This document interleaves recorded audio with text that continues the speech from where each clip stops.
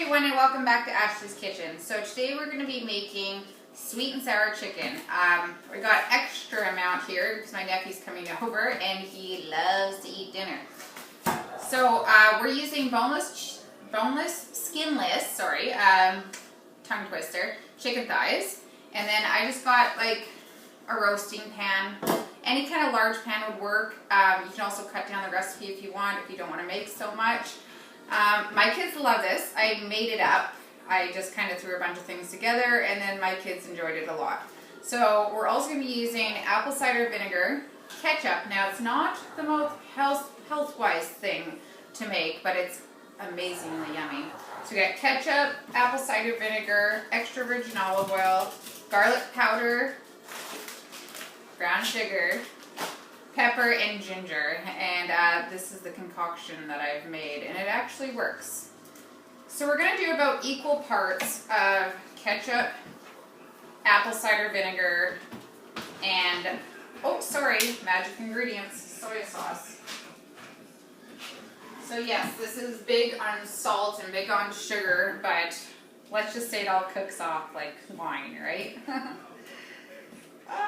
Who can ever get the ketchup open? Not me. There we go. So we're going to do about one-third cup of ketchup. Now remember, this is a lot of chicken, so it's going to spread. You're only going to have a couple pieces. You're not going to be eating all the sauce. We're going to also do 1/3 cup apple cider vinegar. And we're going to add about 2 tablespoons. I don't have a measuring spoon with me, but we're going to add about 2 teaspoons, I'd say, of extra virgin olive oil. We're also going to use 1/3 cup of brown sugar. I just got my bag here, don't mind me. Now it doesn't have to be packed or anything, just try to make it about 1/3 cup.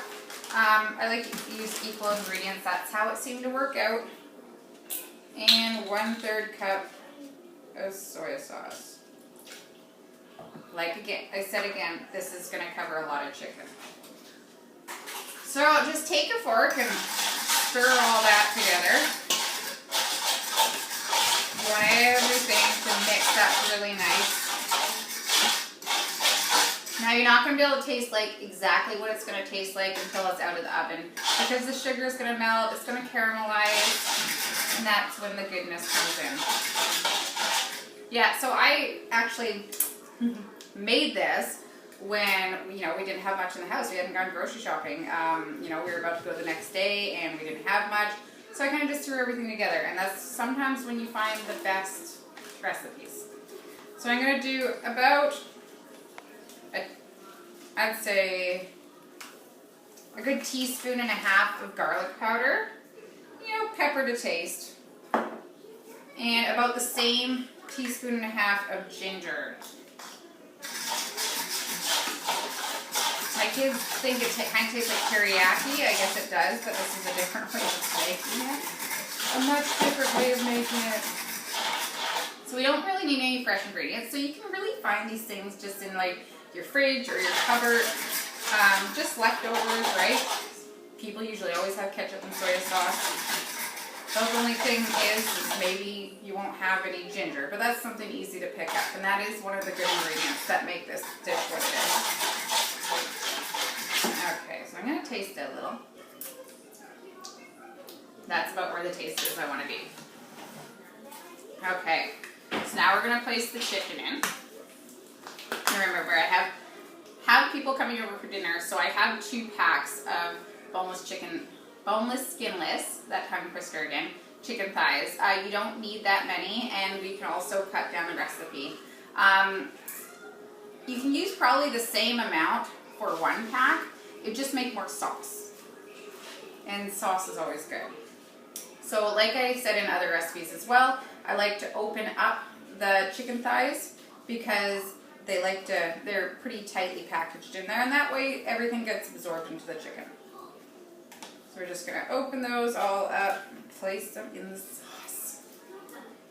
Now I cook this on, I'd say 350, 400 for about say 45 minutes, 35 to 45 minutes. And you want to turn them once or twice just to make sure everything gets coated. And they kind of, they start to get sticky. It starts to caramelize. So you want to caramelize them on both sides.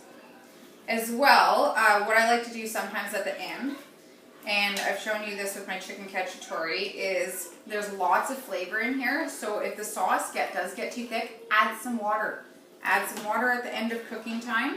So I'm just putting these all in, and then I'm turning them over, just so both sides are coated before we throw them in the oven. But yeah, throw some water in at the end of the cooking time, just about the end, and just use a fork, get it all incorporated. There's so much flavor in the sauce, you're not going to lose any if you add water. Okay, so we got everything incorporated in there. This is going to turn out amazing.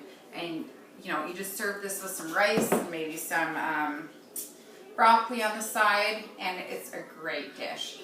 I say a lot. So I'm going to throw this in the oven, like I said, at 350, 400. And I'm going to leave it in there for about 45 minutes, and then I will come back and show you guys what it looks like. See you guys. Well, there we go, everybody. Now I've finished. Everything's cooked. I cooked it at 400 for about 45 minutes, and this is what we came up with. It looks amazing, tastes amazing. It's all caramelized now, like I told you. Yeah, caramelized, I guess that would be the word I'd use. Tonight I'm just serving it with mashed potatoes and vegetables, and you just do whatever you choose. But it's a great meal for your family, and I hope you enjoy it. Thanks for watching Ash's Kitchen. See you next time, guys.